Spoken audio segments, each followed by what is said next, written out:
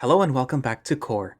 We will be continuing where we left off, which, if you recall, is right after you go with Gus to go pick up his car.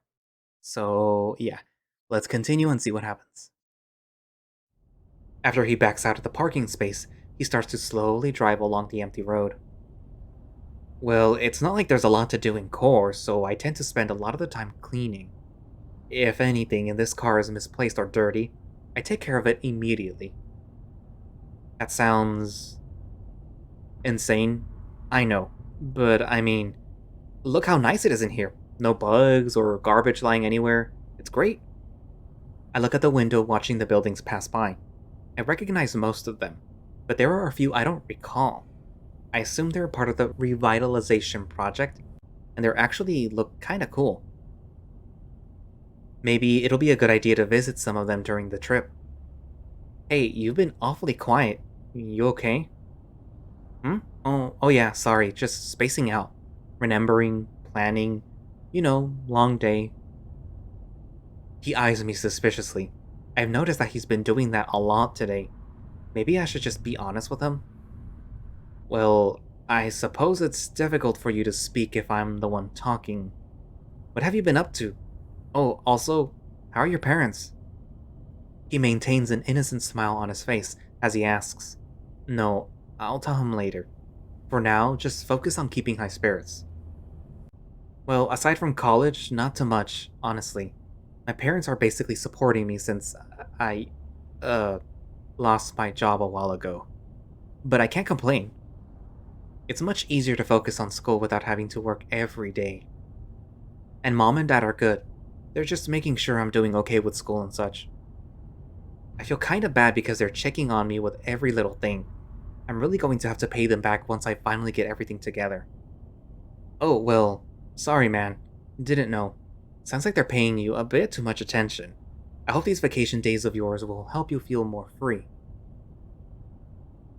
Gus pulls the car into the grocery store parking lot, and, as relaxed as I've been throughout the ride, I quickly unbuckle my seatbelt and step out of the car.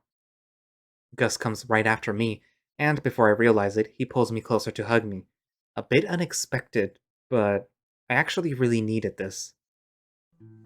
Listen, Rob, I feel bad that I couldn't be there for you too, but I'll make it up to you these next 2 weeks, I promise.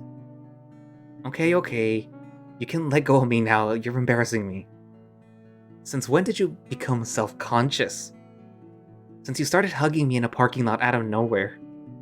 Alright then, fine, I'll stop. So, I've been meaning to ask, what's with the crocodile? He seems nice. Nice is pretty on point, yeah. I'm not sure how to describe him. Well, he's a great friend. A close one too. And he tries his best to look out for us. I'm not really sure. I suppose nice is really the best word to describe him? You really are selling him to me, Rob. No, I promise, he's more than fine. There's just not much else to tell, really. He's trying to go to college, but I'm not actually sure for what. Maybe you two could, talk like normal people? I watch him roll his eyes before he scans the parking lot once again. He is sure taking a while, though. I'm honestly wondering if he actually made it here without getting lost.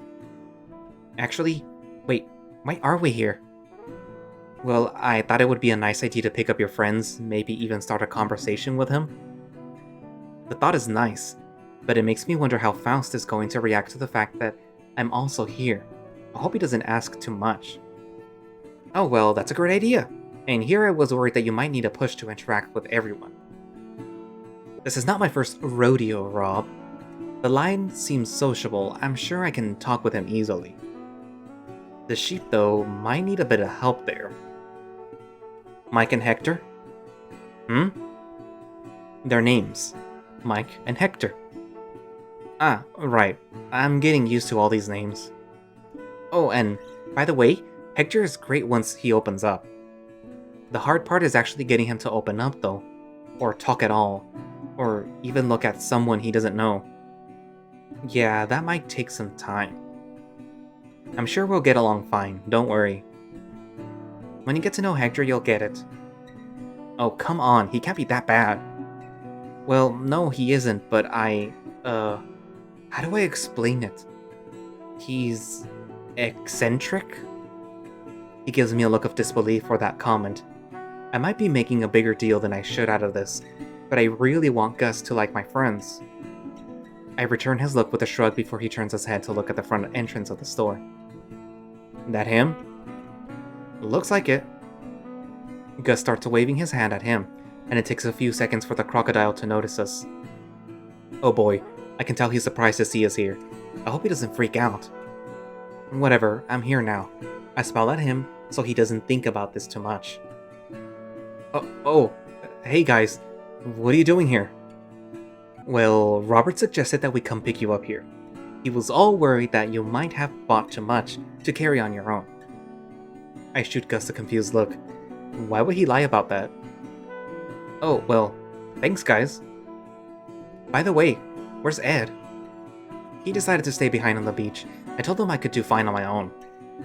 Ah, you're that kind of selfless person, huh? I mean, I could have carried this on my own after all.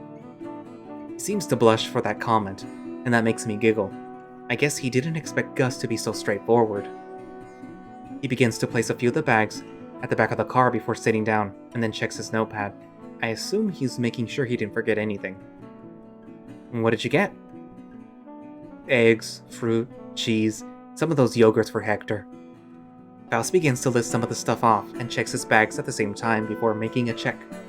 Most of what he got is pretty basic stuff, universal for most simple recipes. Seems like you'll be the cook, huh? Me? Well, kind of. I'm pretty sure I'll have to fight Mike for the kitchen, but yeah, we'll do most of the cooking. After all, Robert has some difficulties cooking. Is that so? Gus turns his head to look at me with a sinister smile that makes me both blush from embarrassment and also feel slightly scared. I feel like he's going to remember that. I burnt the eggs one time. What a way to sell me out, Faust. Huh, so you admit that you burnt the eggs. Finally, victory is mine. You can't seriously still be holding that against me. Yep, and wait until I tell Mike. You won't hear the end of it. Oh, come on! I see Gus smiling as we step inside the car, this time sitting in the back seat, and drive our way back to the beach house. Wait, we're moving again? I didn't notice. I was too distracted with the conversation. Maybe that's what Faust wanted? In other words, Rob is gonna take care of the breakfast, and that's it. I'm very certain I could make lunch for everyone easily, thank you very much. Most of the ride home is spent with Faust and Gus trying to make small talk, since I'm still a bit defeated from the conversation from before. I'm glad to see them hitting it off as friends though, and it's helping me distract myself from the fact that I'm still in this metal box. Who knows, maybe I was worried over nothing. After getting out of the car, we walk towards the door with all the groceries. Gus holds it open as we enter, but Ed stops us before we take a step inside. Wait guys, shoes off, leave them in the entrance. We've already dragged sand, we'll have to clean later in the house. What? I look down, and effectively I see everyone's shoes kind of packed next to the door, so we all do the same. We organize ourselves to clean the floor, while the missing guys come back, and we warn them about the new rules before we have to clean again. Once that is taken care of, I relax at the table, glad to see everyone together again. Well, except for Mike, who's in the kitchen. I've never actually tasted any of Mike's cooking before, so I'm not sure if I should be worried or not. So, did you guys have fun doing your things? Yeah, although the grocery store here is kind of weird. Oh? Everything was in a weird spot. It felt like there was no organization. Weird spot? Yeah, the store is run by a guy with a super weird organization problem. I think he's the only one who knows where everything is. I remember asking employees there about where to find something, and they always had to ask him. Yeah, I'm not sure what his plan for that was, but at least it's all done. You certainly bought a lot. Do you guys have a budget? I think it was roughly $30 a day per person at max. Close enough. As long as we don't break our wallets, we'll be fine. And we don't break anything. This place is rented, and we'll have to pay for anything that's broken. Good. We didn't want you guys not being able to buy a ticket home. Actually, we already have that covered, I think. Correct. Everything's been planned ahead, except for the food. Oh, and what we're actually gonna do as a group. Speaking of which, I wonder what Mike's making. I hope he's not using up everything that I just bought. I don't think he would. He knows you wouldn't drop it. I still wish he didn't take over by himself. I would have at least preferred to help him. We both know that would only end with arguing. Yeah, I know. Faust looks down at the table, and honestly, I'm not even close to worried about the food. Then again, I didn't shop for it, so maybe that's why. Faust, you enjoy cooking, right? Yeah. How long have you been doing it for? For a while now. I was pretty young when I started learning. Our school had cooking classes and, at the time, it seemed fun, so I tried it. I ended up liking it, and took all the classes I could. After that, my parents said I was capable of making my own meals, so it became a normal routine. Oh, that sounds interesting. I probably wouldn't have learned to cook decent food if I wasn't living by myself. Point is, I'm glad that you actually liked cooking. What about engineering, Gus? I remember you wanted to be one when you were still living here. I'm actually not sure. Then again, I never really thought about college. Really? You seem pretty into it, though. Yeah, when I was 12. Either way, I'm running the shop, so I have the only job I need. What kind of shop? Well, Gus's family has a chocolate shop here. It was pretty popular even when I left. Ooh, can we go there? I don't see why not, although I'm only opening it a few times over the next 2 weeks. It might bother some people, but I couldn't miss this.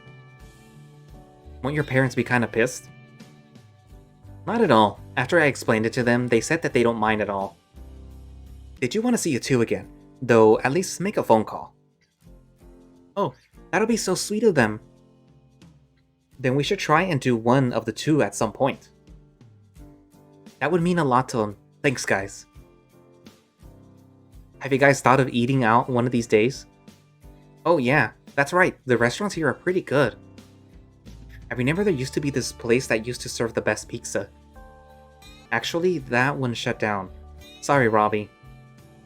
It shut down? Why? Couldn't keep up with the other places. There's only 2 restaurants in town now because of that. There's supposed to be 2 more coming in, or at least that's the rumor. What's still here then? We might be able to go out to eat for dinner sometime. Well, we still have that seafood place in town, and a sushi place. Sorry, I tried one of those some time ago. Not for me. I'm pretty sure they serve noodles too, but we can ask before going. Yeah, it might be nice to eat out rather than cooking all the food every day. You know, we're not leaving all the cooking to you and Mike, right? I mean, their food is usually pretty good. I don't see why not. What, you don't want to try your hand at cooking, Hector? Well, no, not really. I'm sure you'll be great, but I would still like some sushi. Do they have a buffet? Well, if it's still run by the nice old couple, then yes. Yeah, it's them. They still have a sale on Wednesday, so if we go, it should be that day. Maybe I could drive you guys there. Nah, I get car sick. Besides, 6 people won't fit in a car. Ah, you're right. You're right. At some point during the conversation, I can see Faust looking at me, slightly concerned. I think I know why, so I smile at him, and that seems to do the trick. Mike walks out of the kitchen, holding a big pot in his hands, with metal handles sticking out the top, moving around as Mike stumbles towards us. Do you need— Nope, I'm good. Just a little balancing game, that's all. He puts the pot on the table and backs away, taking a deep breath in. I exhale, just glad that it didn't up on someone's fur, or worse. I thought it might be fun if we portion out the food ourselves. Did you have to bring the pot out here? We could have just gone into the kitchen. But this is more fun! Now I'm gonna grab bowls. I start to sniff at the contents of the pot. It smells pretty good. I assume that it's noodles from the strong tomato smell, but it has an odd, spicy smell that I can't place without seeing it. He's not expecting us to eat all of that, right? Well, there are 6 of us, so we can do it. And I'm actually pretty hungry. Might not have eaten anything because of the nerves. Either way, leftovers can't hurt. Mike comes back with a pile of bowls and forks in his hands. He places the bowls in front of each of us along with the fork as well, then sits next to me looking excited. However, no one goes for the first bite. Everyone's just looking at each other as if it was impolite to do so. Not like it matters, we're between friends in my opinion. Guys, food is served. Did I do... Well, if no one's jumping in, I'm gonna steal all of it for myself. I give up on waiting and reach for the handle first. Everyone just creepily watches me grab some food and, when I look down at my bowl, I start to feel self-conscious, as if I grabbed too much. However, since I made the first move, breaking the tension, everyone else begins to grab their share. I sit back down and start shoving some of the noodles into my mouth, instantly feeling a spice hit my tongue. It's not a bad feeling, and it makes the food more flavorful, but it catches me off guard. I look up to see everyone else digging in, and it makes me realize that I haven't eaten with everyone as a group before. Well, I've had lunch with Ed and Gus when we were kids, and I've shared food with Mike in the past, but never like this. I look over to Gus, who is sitting beside Ed. They're mainly just talking to each other while eating ever so often. Theirs are the only voices that I can clearly hear. Everyone else is quiet while they eat. I smile, happy that Gus is enjoying himself, the worries from earlier today slowly fading as I see him enjoying himself around my friends. Although, thinking about it now, Gus never was a shy type, just quiet. He was always just easy to get along with, I guess is the simplest way to put it. I continue eating, satisfied with today's results. After I finish eating my second bowl, I look around and see that almost everyone else has almost finished eating. We stay in silence for a few seconds before Mike clears his throat, a proud smile on his face. So, how was it? It was very good. I wish I could have a chef like you at home. You already know my opinion, big guy.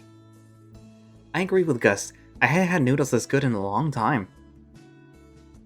I think I would eat more, but then I'm pretty sure my body couldn't hold any more noodles. Mike smiles the whole time through our words, but he suddenly aims at Faust, the lion's face turning almost malevolent as a light blush covers Faust's face. And you? What do you think about it, huh? It was good. Really good. Before Mike can say anything else about it, though, Faust proceeds to loudly stand up, stretch his back in order to distract us from Mike. Well, time to package this up. Looks like we'll have a good amount for our night snack or lunch tomorrow. Oh, let me help you out. I'll grab dish duty. Nuh-uh, you cooked. I'll do that. But the only butt is yours on that chair. As Gus says this, he places his hands on Mike's shoulders, almost forcing him back into his seat, which catches him by surprise.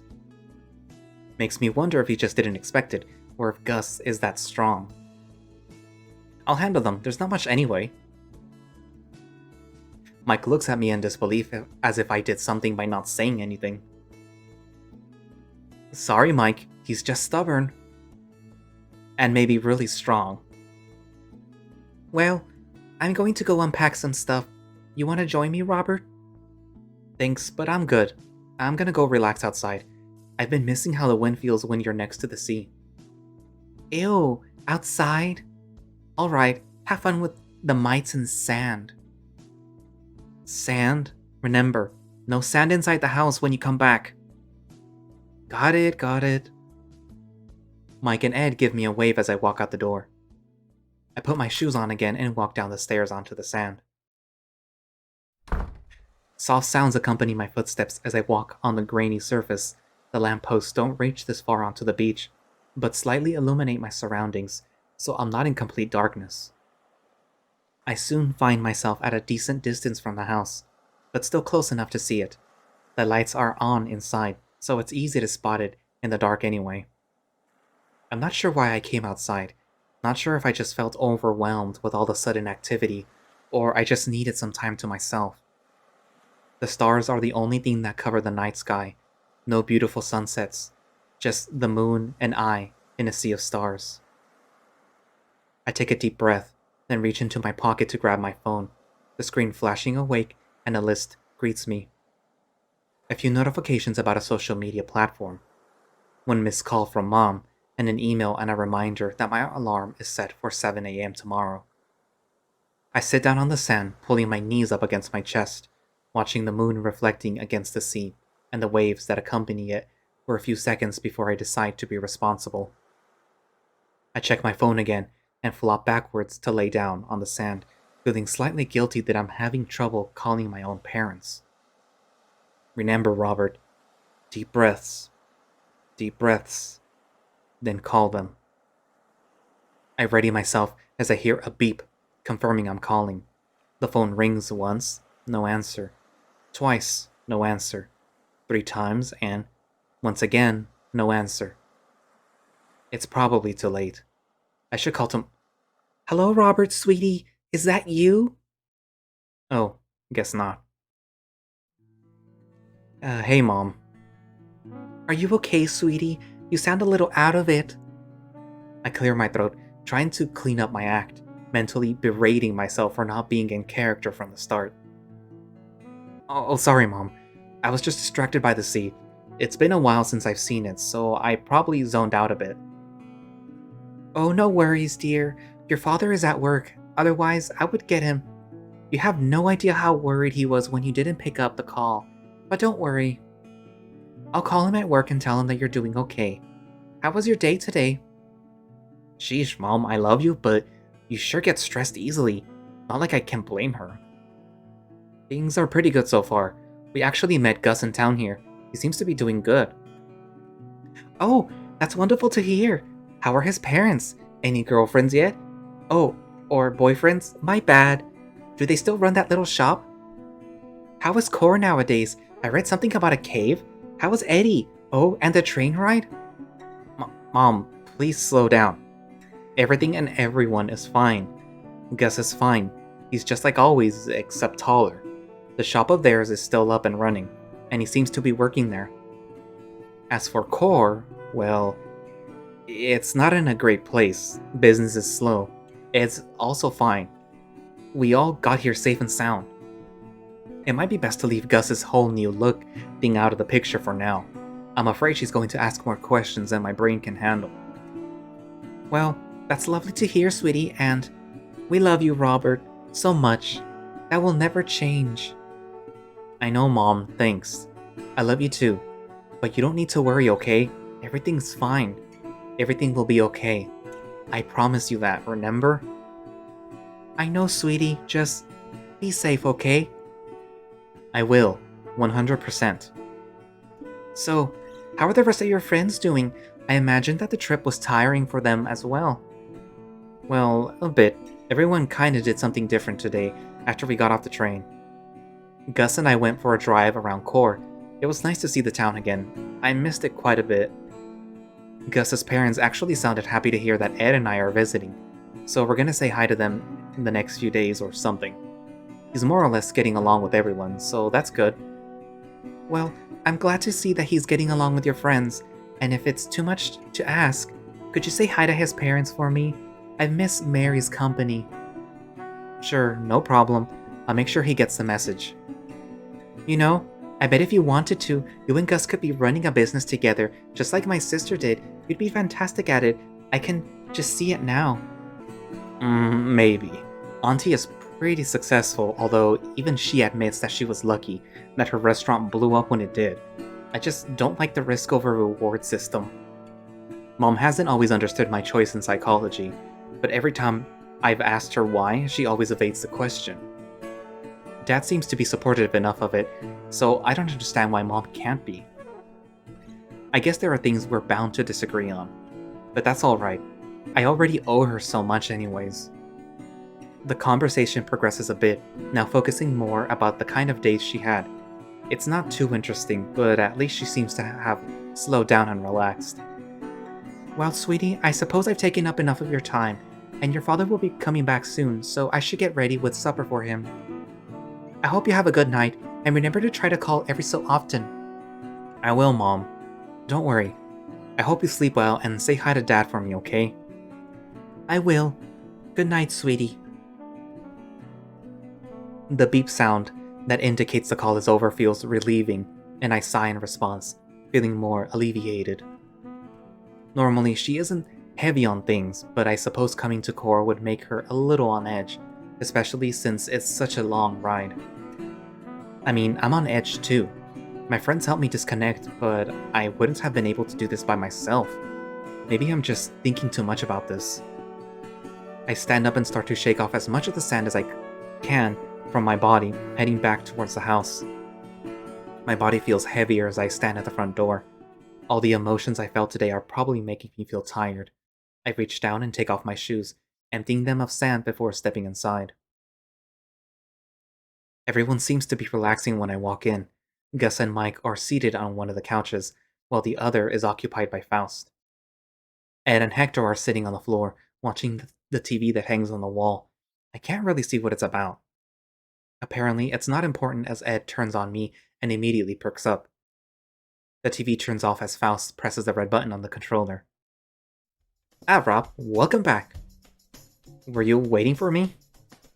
Yeah, Ed wanted to talk about something, so I went to check on you, but you were really far away. I guess I was. Sorry, I was talking with my mom mostly. Ah, how's she doing? She still loves gossiping, that hasn't changed. But anyway, what did you want to talk about, Ed? Right, so... I'm not sure if I mentioned this, but in case you guys haven't checked, this house only has 2 bedrooms. Wait, there's only 2? Then we're gonna have to... And obviously Ed knows. Of course he didn't tell us. That would have been nice to know beforehand, Ed. I wanted to mention it, I just kept forgetting about it. Wait, guys, before we get into this conversation, I should probably head home. What? No! What, you expected me to stay here with all of you? Sounds like you're gonna struggle for space already. Well, besides, I didn't pay for any of this. I will feel bad if I stay here, you know? Especially since I already have my own bed to stay in for the night. He has a point. Don't get me wrong, I'm not kicking him out, but apparently someone didn't plan ahead enough to find a place with enough beds for all of us. It was cheap, and right in front of the beach. Don't bully me, Faust. Well, one thing's for sure. I'm planning to stick around for as long as I can. You guys are fun. Yeah, you're definitely welcome here anytime. Speaking of that, you'll be back here tomorrow, right? First thing I'll do after waking up. Yes, you could totally show us around town, see what's changed and all that. That's an idea I can get behind, if your friends are okay with it. I'm up for exploring the place. I'm itching to see more of Core. I mean, that's why we're here. It's what I expected for the first days, exploring and stuff. And you don't have to refer to us as their friends, buddy. Someone who's friends with Robbie and Eddie is our friends too.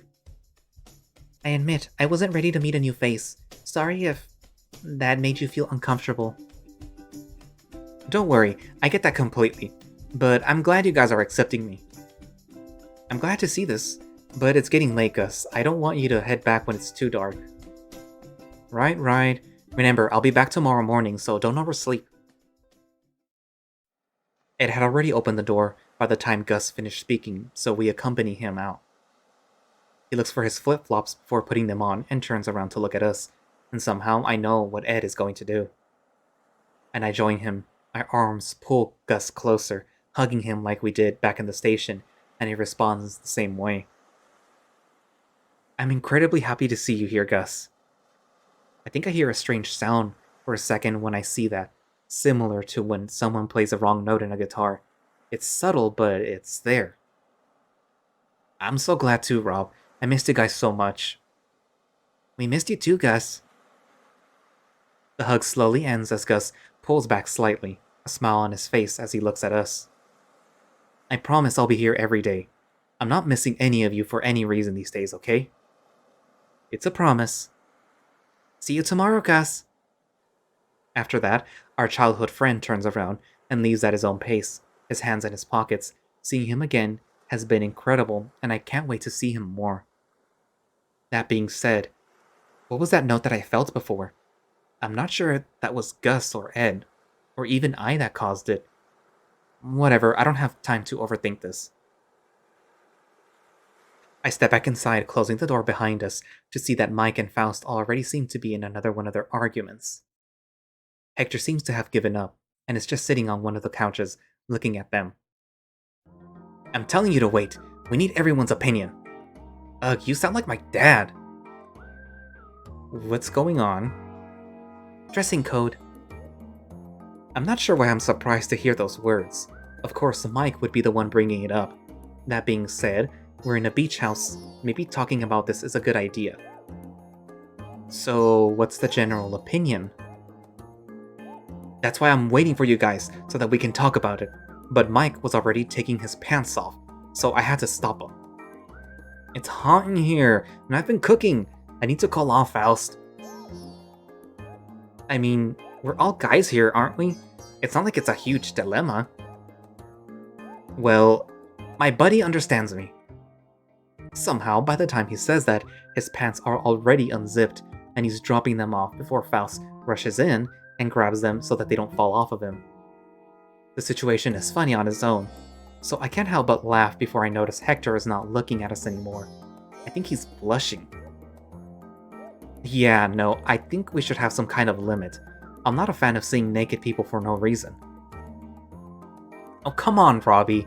It's not like you haven't seen me naked before. What? What? But not because I wanted to. Mike bursts into laughter, and Faust joins him for a second with a snickering laugh before he goes back to being serious, giving a stern look to Mike as he almost drops his pants by accident. I wasn't saying we should all be naked either. I'm just saying I wouldn't die if I see someone in their underwear around the house, but wear pants preferably. Don't worry, the whole dress code thing is to set a limit, not to force people into being undressed. I agree with that. Preferably, I'd rather see you with your pants on. You guys are boring. Fine, I'll keep my pants. Unless someone asks. We all say absolutely nothing as a response to Mike's comment, as he zips his pants back on. Not even Hector. Surprisingly, seeing as he's trying to be more lewd than usual with his words, but I think he's just overwhelmed for today. Alright, this is settled, right? Should we go back to talking about sleeping arrangements? I'm not sure if or who I want to bunk with tonight. I would probably just make things weird and mess up someone's night, so maybe it's best if I just slept on the couch. How bad can it be, right? You know, I think I just want to take the couch. I don't want to play favorites tonight. No offense. Aw, what's wrong, Rob? I was hoping to get all cuddly together. And so was I, because I like lions. Mike, keep it in your pants for a minute. All I said was cuddling, pervy croc. Mike dramatically sticks his tongue out at Faust, who rubs his face in disbelief. That means we have to figure out where the rest of us fit. If we can choose, I want the second room floor. Wait, me too. What? Why? What? You explored the house before. I know you. You want the better room. Well, I mean, yes, but I wasn't expecting you to jump in with me. Why not? I'm a good cuddle partner. Mike, you're making him feel awkward. Come on, you can sleep with me. But that's a boring option.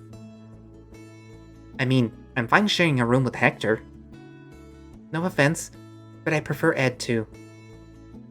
Damn, Mike just got shut down. I will remember this, you guys. Come on, don't make it seem like you're going to be miserable sleeping with me. Does this mean Mike prefers smaller guys? Or girls, but I care more about their heart than their looks. How romantic. Alright, night guys. Hector starts walking towards the stairs, and everyone else just shrugs it off. It's fairly normal for Hector to excuse himself from the conversation, so I'm going to safely assume it's just that. Well, I suppose I'll go join him then. Have a good night, you guys. Oh, and Robert, if you need anything, just ask. Yeah, no problem. Same with us. Yep, me and Mr. Grumpy here will be ready if you need us. I'm not grumpy, right? As they head towards their room, I unpack some of my stuff. My old, damaged pair of headphones, a charger, a toothbrush, and some clothes to change into.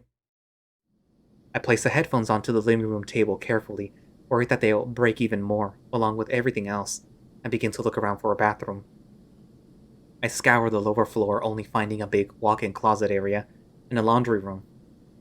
I'm tempted to try and look upstairs when I realize that there's probably a bathroom in the bedrooms, which means Mike and Faust are my best shot. Hopefully they don't mind me borrowing it for 5 minutes. Besides knowing them, they'll probably still be talking. I walk over to Mike and Faust's room before I hear a loudish noise coming from inside. I stop myself from knocking on the door as I hear a compliment from Faust. Wow. Ugh, Mike, you dumbass. Sorry, I thought you were looking. I was looking at my phone, yes. Look at this mess now. I'll help you. I feel really uncomfortable knocking on the door after that. But I don't see a solution to my bathroom situation, and I also want to check on them. Whatever happened inside, I'm going to find out. So, I knock on the door. Coming! Can you stop yelling? Ed and Hector are upstairs. They can probably hear you. So, I don't think the lower floor has a bathroom. Do you guys have one I could use? Yeah, sure. We got no issue with that, right? Mike opens the door and backs away to invite me inside. I peer into the room, seeing that it already looks kinda like a mess with clothes scattered everywhere. I was just about to brush my teeth so we could do that together. I watch Faust shake his head and grab some clothes off the floor. Could you at least do me a favor and take a shower? I'd feel better if I didn't have to sleep with a reeking pile of sweat. Fine, fine, but only if you'll lighten up a bit. We're on a vacation after all. Actually, why are there so many clothes on the ground? Did you guys have a fight or something? His suitcase ended up breaking open. Mike bobs his head towards the suitcase on the bed, where it looks like one of the hinges entirely broke off. Totally not because I hit Faust by accident with it. You did what? He threw my suitcase at me. Okay, then, why? We were talking about something. I needed some space on the bed, and he placed his suitcase right in the middle of it.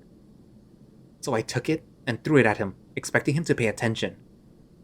But I was checking my phone instead, and by the time I noticed, I could only push it away. Impressive reflexes, all that being said. Yes, and they cost me a suitcase. Better than new goggles. It's alright. It's old and was gonna break eventually. Fine, fine. I'll drop it for now, since Rob and I still need to freshen up. Mike starts to lead me into the bathroom, letting out an exhausted sigh that completely breaks his composure once we get there. Are you okay? Yep, fine. Just an exhausting day. Yeah, I guess it has been. It was fun though, right? Oh yeah, totally. Just the train part was a bit too long for my taste. You don't like trains? I don't mind them, but I don't like being stuck in one place for too long. That actually makes a lot of sense. I'm not sure why I didn't notice that until now. Right as I'm about to start brushing my teeth, Faust knocks on the bathroom door, getting our attention. Mike, who has already started brushing his teeth, just stares at the door trying to say something incoherent. I'm going outside to get some fresh air. I have a bit of a headache and I'm thinking it might help. Ah, sure. You want me to come with you? No need, Rob. I'm not like Mike. I can survive a couple of minutes alone. Foo. Mike tries to respond with his mouth full of toothpaste, and has to stop himself from laughing so he doesn't choke like he did when we first arrived. Faust responds to him with a sincere smile. I was worried he'd be mad at him for the suitcase, but he seems to be just fine. I'll be back in a couple minutes. I nod before he leaves, looking at Mike with a concerned frown. He spits the toothpaste, and he cleans his mouth before replying with a shiny smile, patting me on the head. I can tell you're worried about him. He's a strong guy, believe me.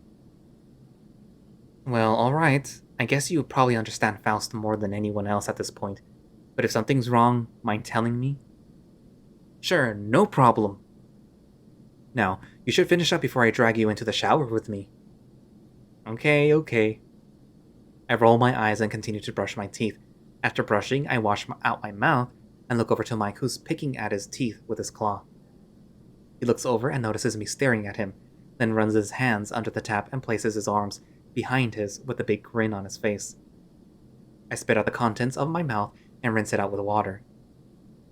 I begin to grab everything, but Mike pulls me in for a hug and whispers into my ear. Hope you sleep well, Robbie. Thanks, Mike. You too. I return the hug before stepping out of the bathroom, the sound of the shower turning on as I walk out into the living room. I place all my stuff back onto the table and begin to change into more baggy and comfortable clothing. After I'm done changing, I open the main door to see if I can spot Faust anywhere, but he's nowhere to be seen. I decide to simply sit on the stairs in front of the door and look at my phone. Nothing to really note, but a few unread text messages from Mom from before. I glance over at them for a while and eventually opt to play one of my many phone games that I don't delete, even if my phone tells me it's running out of space.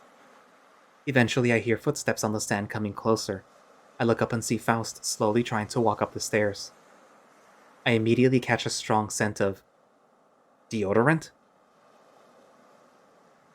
Damn, Faust, you could have taken a shower after Mike instead of showering in deodorant. His eyes widen and he lets out a nervous laugh. Oh, sorry. Got too carried away, I suppose. You sure took your time on the walk, at least 20 minutes. What were you doing? I just needed some time for myself. Am I not allowed to take a walk? I didn't mean that, but it's pretty dark and you don't know Core, so I thought maybe you were lost. Ah, sorry. Is that why you were waiting for me here? No, well, maybe. I just got out here like 8 minutes ago. Are you okay? Yeah, I'm more than fine. Although I think I'm gonna want to wait out here for a few more minutes and let the smell wear off. Does Mike have a sensitive nose? No, not really, but I figure he'll want to cuddle for the night, so I might as well just wait for the smell to go away a bit. Still, think a shower would be better than this. And isn't that smell a good thing, though? He'll probably stop hugging you at least. Well, as much as I make fun of him, I enjoy physical contact, so I won't refuse that for the night. What a beautiful friendship you two have. Like Ed and I guess. I guess it's similar, yeah. A moment of silence passes between us. Faust is standing, pacing impatiently back and forth in one spot. Makes me want to offer a seat next to me. Alright, I think the deodorant has probably worn off now. So I guess I'll head back to bed. Thanks for worrying, though. He pats me on the head and starts to walk inside. However, I hear a very scratchy sound in my head, almost like an old record player. I shake my head and the sound leaves my mind. Rest well, Rob. Yeah, you too.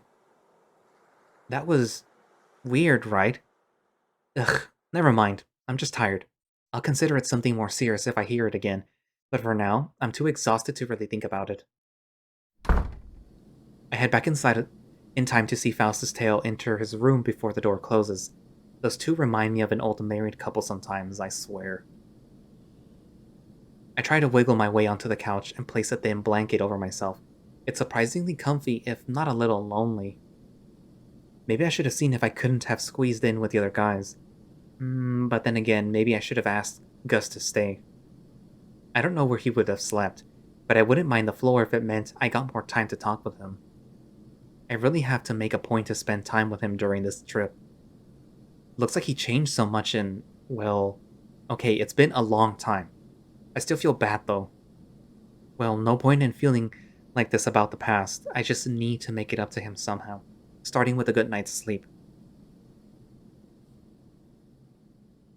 I let out a long, soft yawn and rubbed my eyes before slowly passing into sleep on the squishy couch.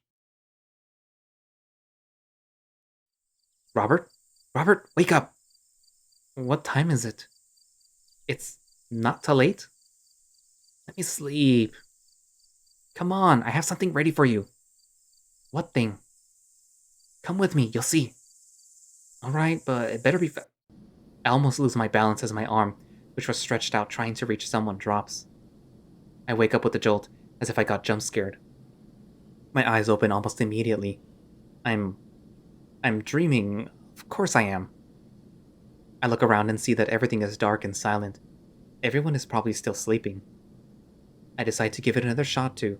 As much as I'm craving a hug right now, maybe this is what I need. Some alone time. And that's where I'm going to leave it for today, because this episode went on for way too long. So that was, I guess, the first day of core. For now, there are 4 days. And I guess if it's going to be 2 weeks, that means that there's going to be 14 days, I guess. So yeah. So what did you guys think? Do you like the story so far? Are you intrigued about the story? Do you want to see more? Because I mean, I'm willing to do the rest of the days that are left. I mean, it gets more content. um, do you like the characters? Like, I already like the lion, so you know that's my personal favorite. But I am biased when it comes to furry species. So yeah, big cats. It's usually a big thing with me. Anyways, um, so yeah, thank you all for watching slash listening. If you would like to play core yourself, there will be a link down in the description. If you would like to support the small team that's doing it, then they don't have a Patreon, so I guess you would have to resort to following their Twitter and just telling them they're doing a good job, I guess. I mean, so far it's interesting. And I want to see what this whole little music thing that he has going on in his head is all about, or if it's just like a little character quirk, or if it's a plot device. I don't know. We'll find out eventually, I guess. But yeah, so I guess that's it for now, and I will see you guys in the next episode. Bye bye.